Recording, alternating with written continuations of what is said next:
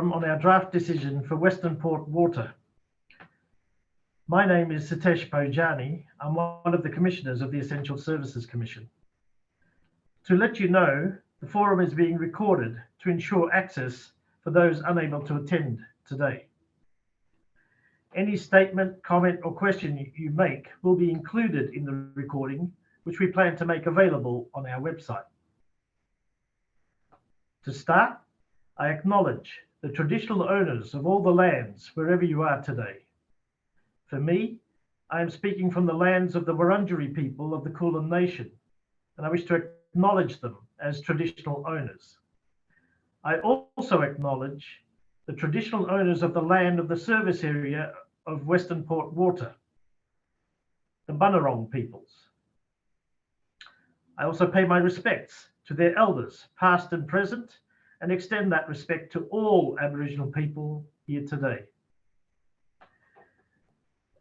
I'd also like to now, as part of the introduction, introduce some of the staff from the Commission. We have our Executive Director of Price Monitoring and Regulation, Marcus Crudden, our Senior Regulatory Manager, Dean Wickerton, and our Senior Policy Advisor, Christina Abella, as well as many other members from the water team and from the Commission as well. From Westernport Water, I welcome its Managing Director, Donna Thentira Mudalige.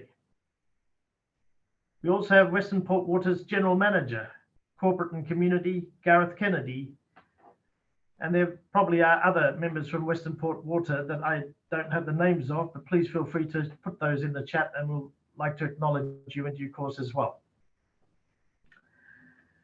There are other attendees here. I'd like to go around the room to a degree so that you know who is here. And perhaps you could likewise give a wave when I say your name. We have Alex McAfee from the Consumer Action Law Centre. Hi, yes, sorry. That's all right. Good to see you. Good to hear from you, Alex. We have Craig Smith from Southern Rural Water. We should have Craig, I should say. Maybe Craig hasn't joined us yet. Janet Wade from Yarra Valley Water.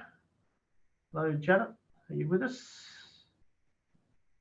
I think Janet's there, but the microphone's turned off. Rob Gadsden. Hello, Rob. No, can't quite see you there. No. Right, they may be joining us a little bit later on. And Keenan Williams. Are you with us, Keenan? Anyway, thank you all for making the time to join us. My sincere apologies if I've missed anyone in terms of registered people in particular. Please let us know if you are here by dropping a comment in the chat box, and we will certainly call on you and acknowledge you at the appropriate time as well. Before we get to the agenda, a little bit of housekeeping. If you have any questions or comments while someone is talking, please type them into the chat so we can build these into the conversation. Please keep your microphone muted when you're not speaking to avoid feedback and background noise. In addition to your participation today, you can also provide written feedback via the Engage Victoria website. Now, please also let us know if there's another preferred option for how we engage with you, as we're always open to feedback, especially on that sort of an issue. The web address for Engage Victoria will be on the slides we're about to start sharing with you. I'll use the first part of today's forum to give you a brief introduction to our role in price regulation. But as always, the main purpose of this event is to hear from you and answer any questions you might have on our draft decision. So to help shape today's discussion, we'll cover how we assess the price submission and our draft decision.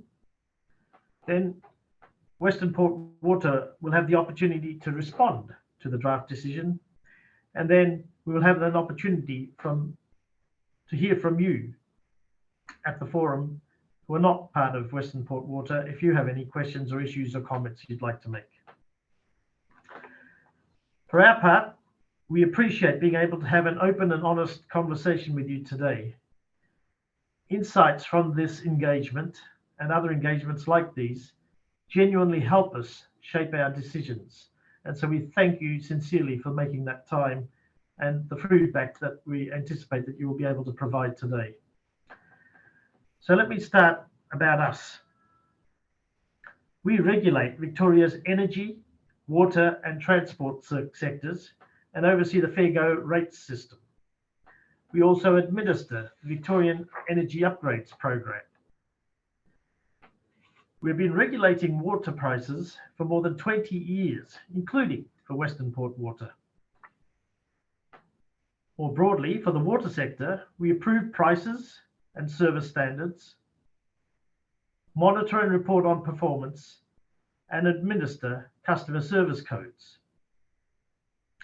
We're currently reviewing new water prices to apply from 1 July 2023 for 14 water businesses, and the prices we approve reflect an assessment of the efficient costs water businesses need to recover to provide valued services to customers.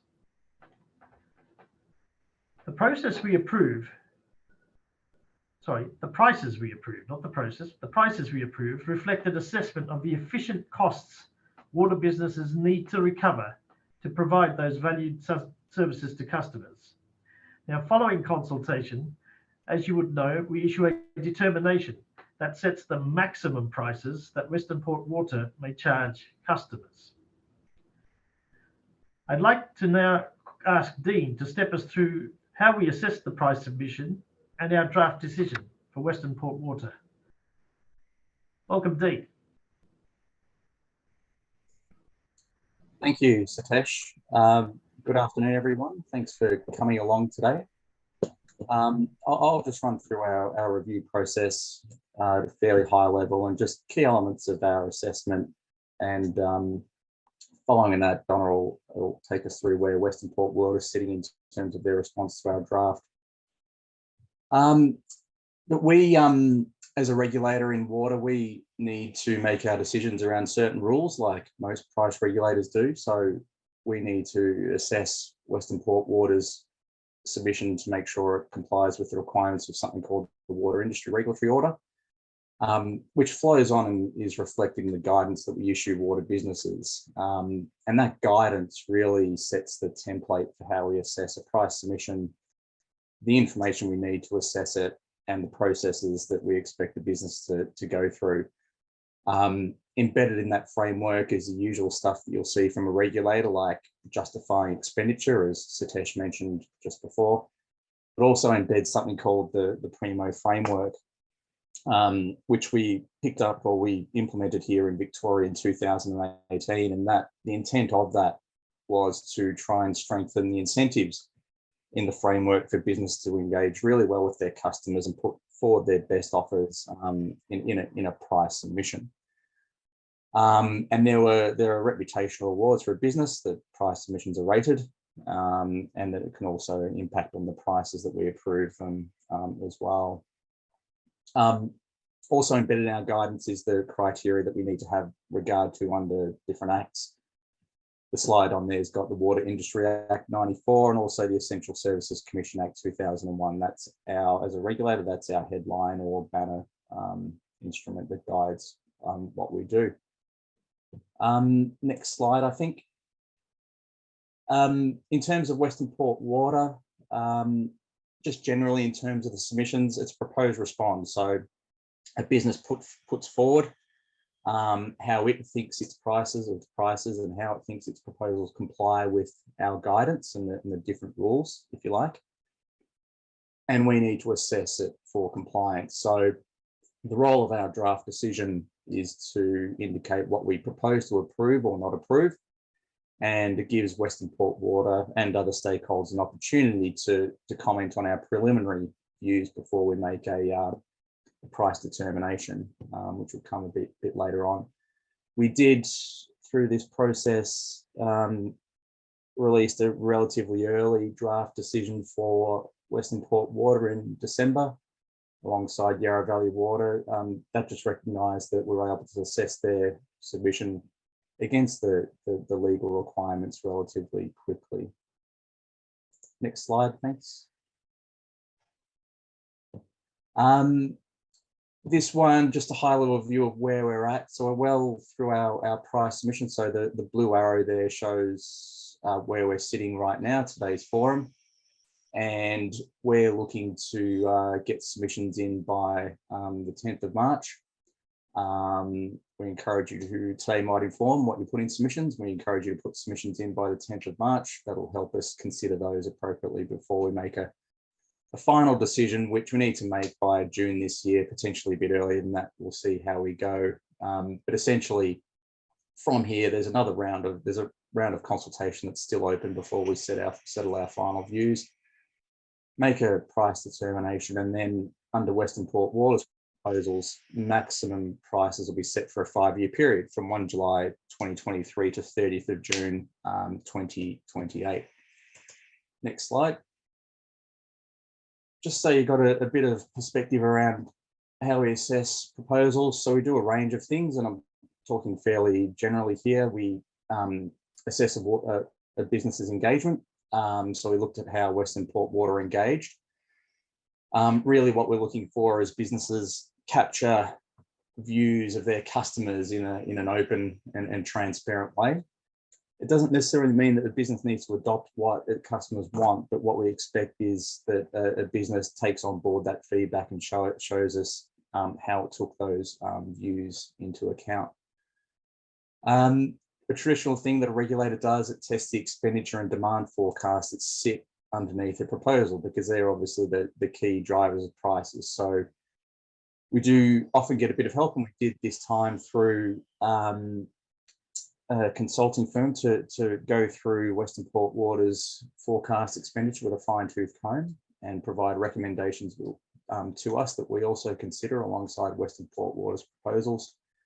And what we're trying to do there, as Satish mentioned earlier, is making sure that prices only reflect prudent and efficient expenditure. And that covers things like businesses being able to deliver on the obligations they have under policy, but also what customers value most. There's a lot of information and data that goes into these things. So we do check the values that underpins prices that Westernport Water puts in its pricing models. So we test that they're accurate, and also test the reasons given for forecasts on things like demand and expenditure. We do run a check to make sure they are consistent as well, and there's a common thread running through the price submission. And another thing we do through Primo, we think about how a business, or we assess how they've gone over the current period in terms of delivering the outcomes that they committed to deliver to their customers. So there's a few things there. Next slide, thanks.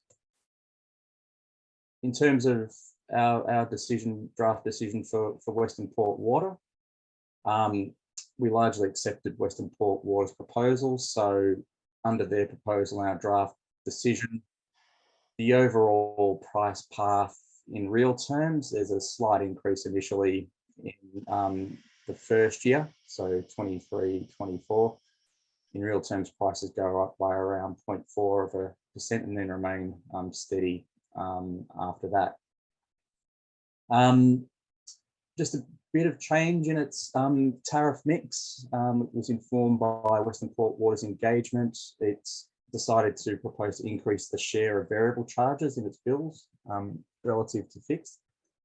We know over time this has been a carefully balanced issue for Westernport Water, and I think the business is trying to probably juggle a range of priorities there that it's hearing for customers and the priorities of the business itself. So I'm sure you're aware they do have a large holiday population and an influx of residents, and the impacts on permanent residents as well. Traditionally, the business has had a high share of fixed service charges in bills, but they're proposed to go up a little bit this time to provide customers with more influence over their bills and also help with water savings. In terms of Service outcomes, it suggests overall the business will improve customer service levels, a big focus on investing in water quality improvements, reducing its carbon emissions, and also generally responding to growth in its region, which underpins a lot of the capital forecasts in there. It has looked at the impacts on vulnerable customers as well. Donna, you might go into this a bit more, but just from our perspective, just things around obviously looking at more hardship grants over the next year, and also a focus on helping people get access to utility relief grants as well. So they were good initiatives. And we know that Westernport and other businesses did a great job through the pandemic supporting customers. So that comes on top of that and probably reflects some learnings. So Westernport Water has put in a range of outcomes it intends to deliver. I won't go through those, but they're in the submission at a high level, but they're around the high quality services, reducing environmental impact and things like that. But what we were pleased to see was a bit of strength and accountability around those in the submission through a customer panel, which the businesses said will come on board to steward and provide commentary on how it's tracking through the period. We have seen other businesses do that, and it's been a good and transparent initiative, we think. And that did include a commitment to put in place corrective action plans and things like that. So that was good from our perspective. Lucy, the next slide, I think it's on the bills. I did touch on this briefly before. Bills relatively steady overall. That slide in there comes out of our draft decision. It just picks up, I guess, the main customer groups, residential and non-residential, and the pattern of movement in those is fairly constant throughout. I think the key thing to note is that inflation needs to be added to those figures. So the 23-24 number there for a residential owner occupier is around 1,230. We'll add inflation onto that that covers the year to March 2023, and it's looking increasingly likely that that will be a relatively high number. And if that's around 8%, that gets added onto that bill. So we are interested in how businesses are going to manage that on behalf of their customers. One issue we did pick up on in our draft was Westernport Water's approach to depreciation of its assets. It did shorten asset lives, which in simple terms has the effect of raising prices in the near term.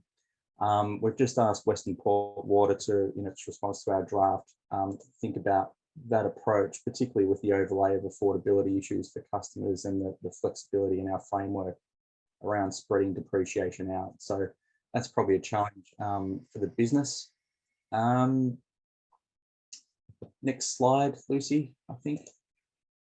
This just compares the forecasts. I said earlier we go through their the business proposals with the help of an expenditure consultant. We basically approved what Westernport Water put forward. That's considering the advice of our expert consultant of that and our own assessment of their submission. That the submission put forward very strong justification for its spending forecasts. And in terms of the capital investments, demonstrated a clear need for it and sound asset management practices that really give us confidence that its proposal, its prices reflect prudent and efficient expenditure. Thanks, Lucy. Next slide. This is just the trend in capital. It's got the past trend there in the light blue, PS4 actual, and the green line there shows what the business is proposing. Across the state, we've seen a fairly substantial ramp up in the proposals of businesses around capital spending. I think generally Westernport Waters is a bit more flat than other businesses, but clearly justified in terms of its level to deliver the outcomes that it needs to deliver its customers. I think a lot of that spending profiles around water security and things like that. Next slide, we'll see. Again, on operating costs, this shows the actual spend in the current period for operating costs. Businesses generally across the state, you see there's a bit of a difference between the light blue there and the dark blue. Light blue is the actual spend of the business. The darker blue is what we approved in prices for the current period. bit higher for Westernport Water, probably a trend that's not uncommon across most businesses. They have been impacted by a few things like responding to the pandemic and rising input costs and things like that. The green line shows that generally it's picking up and generally flat. I think underpinning that's fairly strong expectations around efficiency growth as well. I think 1.5% per annum, which is great. And I think the OPEX cost per customer are falling over that period as well. So that just reflects its efficiency commitment. Next slide. I mentioned earlier, we embed the Primo framework in our guidance. It's this incentive mechanism to help make sure businesses put forward their best offer. Overall, it's something called what we call standard. In Primo, so the business proposed a standard rating. We do a 4-scale rating process. So the highest outcome is leading, the next one is advanced, the next one down is standard, and the final category, the 4th category, is basic. You'd hope no business is at that level. Basically, it's been rated standard because the submission provided clear justification for its proposals. The business met expectations for what it promised to deliver 5 years ago, which is great. We did work through the engagement program with a fair bit of detail and considered the business did give its customers fair opportunity to participate, and did show how the views of customers were considered by the business. It did show some movement on some things. And providing an overall improvement in customer value too through its the outcome commitments it's proposed, and other things like greater support for customers experiencing hardship. It did accept risk on behalf of customers, so the business has taken on some risk around its prices, particularly around demand, its approach to capital planning, ring fencing on certain projects, and also increasing the variable charge component in bills, which does pass on risk to a business in terms of demand and variations from forecast. Thanks, Lucy. Next slide. Just a quick summary before I hand back over, I think, to Satish and then to Donna. Prices go up slightly in real terms under our draft decision from 1 July this year, noting that there is a fairly large inflation number to come on top of that. The business is committed to customers continuing to receive high quality drinking water, safe treatment and disposal of sewage, and new investments in security of supply and reliability. And did outline its plans to continue to reduce its environmental footprint and also respond to climate change. That's a high level view of the submission. Is our draft decision. It's obviously on our website, but that's probably it from me, and we'll come back later, I think, Satish, for Q&A.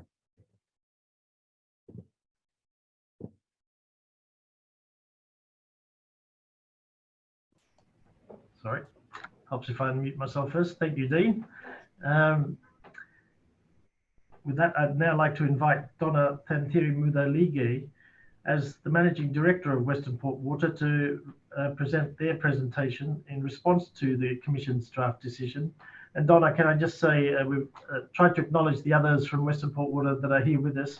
Please don't feel constrained that it has to be you. If you'd like to call on any of your colleagues to be part of the presentation, please feel most welcome to do that as well.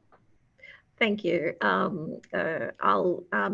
I've got a couple of slides. I only have a small 10-minute presentation, and we will call on the rest of my team who are in the meeting during the Q&A potentially. Satish, if that's okay. I'll take a moment to acknowledge the traditional owners of the lands of our service area and where I'm coming to you today. The Bunurong peoples. We recognise their spiritual connection to land and water as we go about managing water resources today as part of our role as Westernport Water, and I pay my respects to elders past and present and emerging, including any who might be joining us on this call. What I will say up front before I go any further is that we do accept the preliminary findings. I know we've had a bit of a discussion around depreciation, but largely we accept the preliminary findings of the ESC. And I think the draft decision reflects the priorities that have been identified through our customer engagement process. Over the last 18 months, 2 years, we have engaged with our customers through a variety of mechanisms, whether it's face-to-face or online, to craft our submission.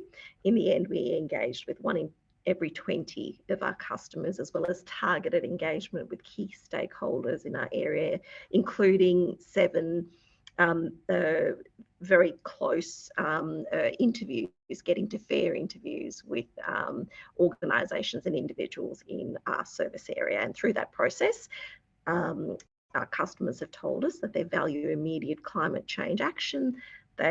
That consistently great tasting tap water remains a high priority, and affordable prices remain a high priority, all while maintaining strong service levels now and for the long term. So that's what our submission is crafted around.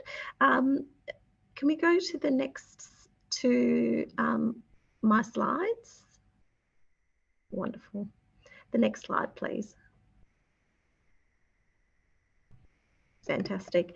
So that's what our submission is crafted around, but it isn't something that's created in isolation. It's built on past performance, past foundations that have been laid down, and does draw on long-term strategies. Looking back, we have seen that investment in areas that have been customer priorities is paying off. For instance, our customers find it easier to deal with us now than they did 5 years ago, and that's been an area of focus. Response times have significantly improved, and generally our customers believe we provide greater value for money than in the past. So that's going to, of course, again, remain a strong area of focus. Customer satisfaction has remained generally steady, but it is worth noting that this year, in the most recent customer survey, we did have our best ever results in relation to customer satisfaction with drinking water, with tap water.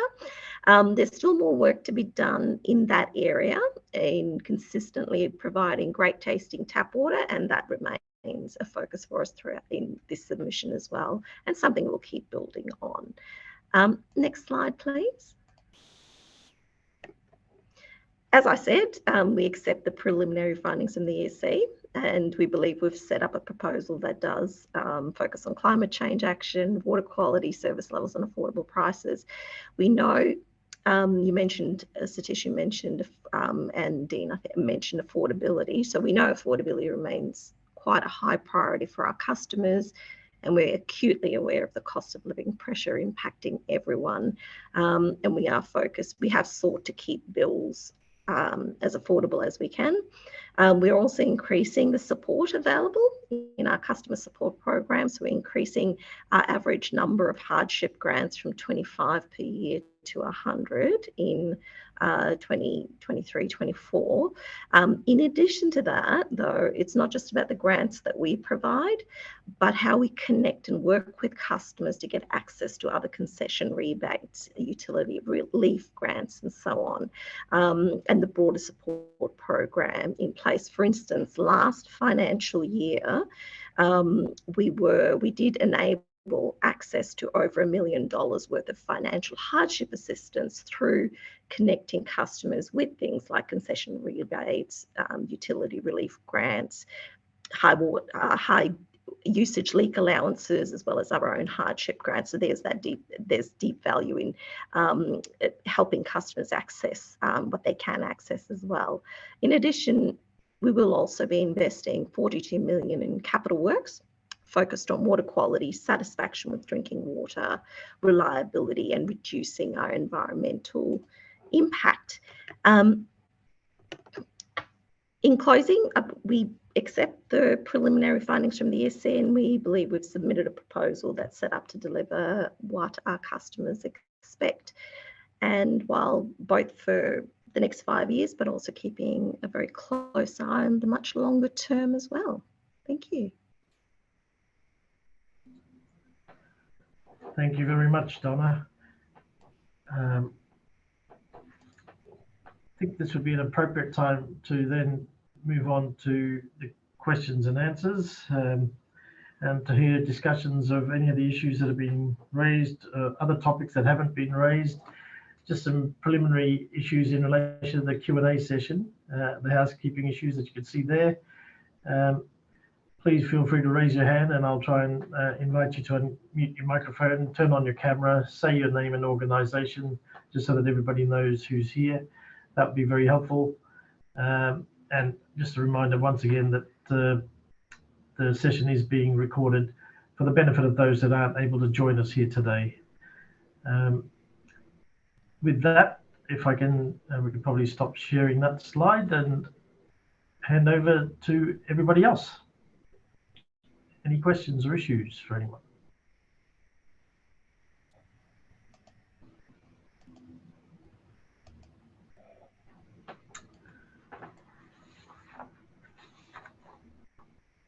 Not so far. Well, whilst you're thinking about all of that,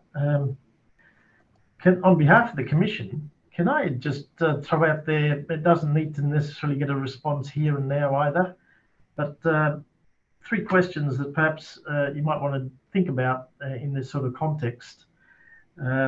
Obviously for Westernport Water, but even broadly speaking for the other water companies, for those of you that have interest beyond Westernport Water, of course.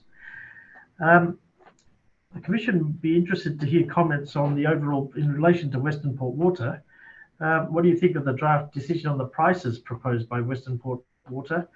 And in that respect, I guess what we were curious to see is if there are any comments on the overall bills or the proposed charges to the fixed and variable charges for prices, tenants, owners and non-residential customers. So the new customer contributions may be worthy of some comment as well. I think these are also known as developer charges. So if there's any feedback in relation to those matters, we'd welcome that. We'd also be interested to hear from anyone that would like to talk about or comment on the draft decision on Westernport Water's performance and their future service commitments that you've just heard about as well. As you saw as part of the price submission, each water business presented their performance and posed a set of outcomes that customers will receive during the period 2023 to 2028. To find out more about how these outcomes and how they'll affect the community and customers, you can see Chapter 3 of the draft decision for the relevant water business. So it'll be a fairly standard format for the draft decisions in terms of Chapter 3. And again, we'd welcome any feedback in relation to those matters. And finally, of course, the catch-all for anyone that we haven't covered on anything. Is there anything else that people think the Commission should consider before we make a final price review decision? So there are 3 things that we would welcome any commentary and feedback on, whether it be now or as you see fit and appropriate in terms of engaging with the Commission, either through the Engage Victoria website or directly with members of our water team, or however else you see appropriate in terms of engaging with us. I don't know if that's given anyone else any more stimulation to ask any questions or yes, Andrew, good afternoon, welcome. Please go ahead. You probably just need to unmute yourself first. Yes. Since nobody else is asking a question, I might venture my hand. If I'm not on target, I hope you'll forgive me for that. I'm representing the Concerned Waterways Alliance and the Waterways Network. We formed in particular to deal with the Sustainable Water Strategy, which has been recently released. And I think the conclusion, our conclusion and the government's conclusion is that the current take from waterways is unsustainable in the face of climate change and the increased demands. And I just wondered whether and how that might fit into, noting that the Sustainable Water Strategy is government strategy, as I understand it, pretty much a whole of government strategy, determining how we'll have a sustainable water supply for the next 50 years with a view to the next 10 years for the strategy. And I just wondered whether that impacted, thinking particularly of the Lang Lang River and the right that Westernport Water has to extract water from the Lang Lang, which is probably a fairly flow-stressed river, I'd imagine, although I haven't done any specific investigations, how the pricing strategy might reflect on that, the ESC might reflect on that, and Westernport Water might reflect on that. given, we're running out of water. Sorry, Andrew. Please, I Donna. might, if Donna, that's feel okay, free to go ahead. Sorry. I might start responding, and maybe then Susan O'Sullivan, and would you like to add something after I finish, or you're not, Ingrid? So the Sustainable Water Strategy, it is a government and it's the Central and Gippsland Region Sustainable Water Strategy that Westernport Water fits inside. And it covers a massive part of Victoria from sort of Colac all the way to Wilson's Prom, right? So it's a massive part of Victoria. So even it isn't government strategy, but we've been deeply involved as that's been created, and it looks out to 2060. So it's a very long-term strategy that's been established now. Our urban water strategy, that's for Westernport Water, is created in the context of the Sustainable Water Strategy. So from a high level, there is alignment there. What I'll say, and our urban water strategy is a 5-year strategy that's reviewed, right, on a slightly different time frame, but still looking out to that really long term. The actions out of that Sustainable Water Strategy has only just been completed, and there's a whole heap of actions, and that will continue to develop in terms of how that then reflects what actions are taken and how it lands in terms of then how our urban water strategy will mature and change and develop in the context of the Sustainable Water Strategy, right? So at this point, there haven't been any massive changes from the Sustainable Water Strategy that's been implemented as part of this price submission, but as our strategy is revamped, it will put in place actions to bring that to life. Susan, did you want to add anything? I can add a little bit around the bulk entitlements as part of our urban water strategy, if you like, Donna. Yep. So as Donna mentioned, we have our urban water strategy. So that's a strategy that's reviewed every 5 years. It has a 50-year outlook. And as part of that strategy, there's a lot of modelling that goes into that around the stream flows. For our 3 bulk entitlements, 2 of them are surface water. So one's from Tennant Creek and the other one's from Bass River. The other connection that we have is to the Melbourne Pool source of water as well. So as part of our bulk entitlements, there's the environmental flows that go along with those bulk entitlements. So they're flows that we manage, and the purpose of those is to try and maintain and improve the health of the river. So they're key things that we do as part of our bulk entitlements to look at the health of those waterways.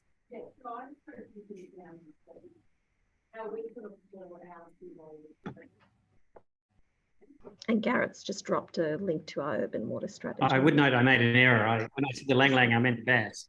Bass, yes. Sorry. Thank you. Thanks, Donna. Thanks, Susan. Was there something else you'd like to raise as well, Andrew? Or the hand's still up, but it may be just from the initial round that you'd had the hand up. But if there's anything else you'd like to ask as well or comment on, most welcome. Look, thanks, Satish. I will, I guess, comment that I think the only way the Sustainable Water Strategy is going to be effective is and to return waters to waterways is if we reduce the bulk entitlements, which will be an interesting exercise. And if I understand, I guess this is a question, with the urban water strategy and the pricing submission, noting that I don't think also the Sustainable Water Strategy will work without funding. It's really a 5-year delay, am I understanding, before both the next pricing submission and the next urban waterway strategy? So there's a 5-year delay in responding to the SWS for Central and Gippsland? No, I wouldn't frame it as that. Even though these strategies are on those 5-year cycles, I wouldn't frame it as we're going to wait for the 5 years to do it.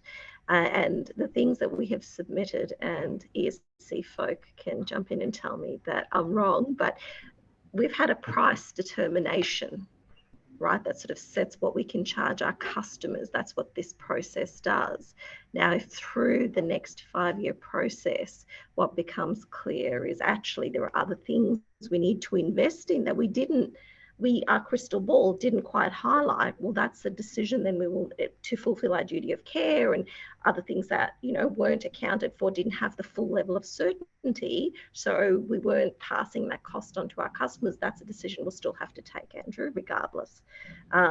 So this might be a point in time that sets a particular customer pricing, but it doesn't stop us from making different investment decisions.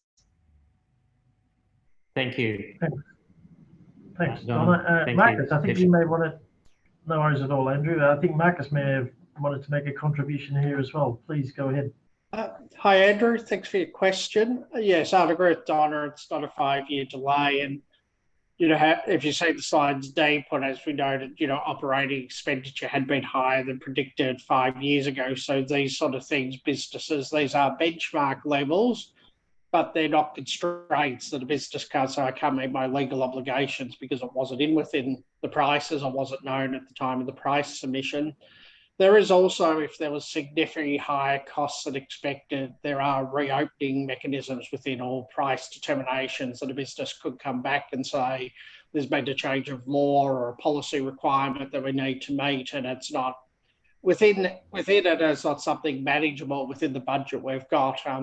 We are always clear that these are benchmarks and businesses may even have to reprioritise their expenditure within periods. So we will have, you know, the 18 years of regulated times where, you know, you go into drought, the responses to drought get prioritised, where sewage expenditure will go down because of reduced inflow and infiltration. So these are not a rigid list that this is the only thing a business can do, and things will come up that are new or unexpected, or as we see it in this period, the pandemic, we've had bushfires, the businesses have to respond to those things, and our expectation is they would meet all laws and they would seek to deliver government policy within the period. So it's not here, given the timing, they don't have to do it or they can wait.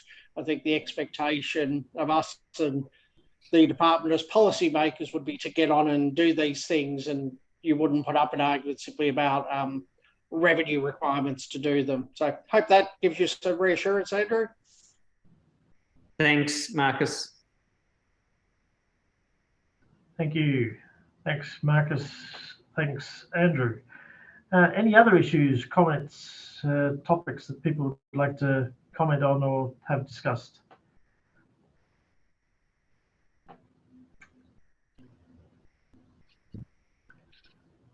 All right.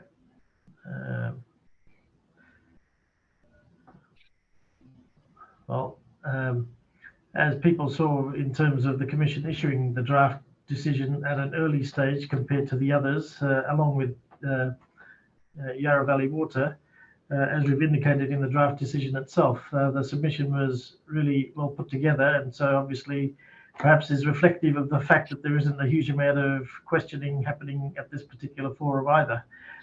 So we commend Westernport Water on behalf of the Commission for your submissions, and in that sense, any issues that need to be clarified or sorted through, we're trying to work through with you on. But hello, sorry, I've just been informed that, just have a quick look at the chat. Andrew, you've there are a couple of extra comments there for you there in the chat as well, Andrew, from Gareth, by the looks of it, that you may have already picked up on as well. So just wanted to bring that to your attention, although I say you may be well ahead of me by now on that front. No, thank you, Satish. Yeah. Donna, again, an opportunity to invite you if there's anything in closing you'd like to add to what you've already said. But again, on behalf of the Commission, can I thank you and your team who are here with us, and even those that aren't here today who may have also contributed to your submissions, on behalf of the Commission for your submissions. Thank you, Satish. I'll I echo that. A great deal of work went into every step of the process over a couple of years to pull the submission together and engage with our customers. And I believe we've put together a submission that delivers what our customers expect in relation to minimising our impact on the environment, climate change action, water quality, service levels, and affordable pricing. So thank you. Yeah, thank you. And can I just say here, and we'll try and acknowledge this wherever we can, the Commission is genuinely concerned to see businesses putting customers at the heart of their business, at the core, at the centre of their businesses.